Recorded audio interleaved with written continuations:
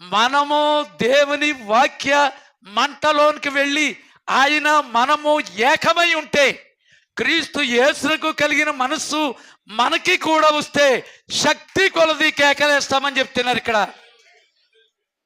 తర్వాత ముందు చదివాడు, కుర్చీ చుట్టూ పైకి లేచి తిరిగాడు, స్వరమెత్తి కేకలు వేశాడు, మళ్ళీ కుర్చీలో కూర్చుని నేను ఏడ్చెదను అన్నాడు.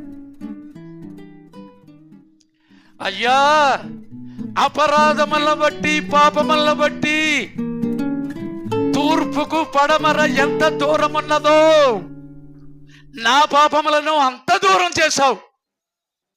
అంతేగాని నువ్వు ఇంత పని చేశావు, నా రూపం నీకు ఇస్తే అలాగంటలేదు.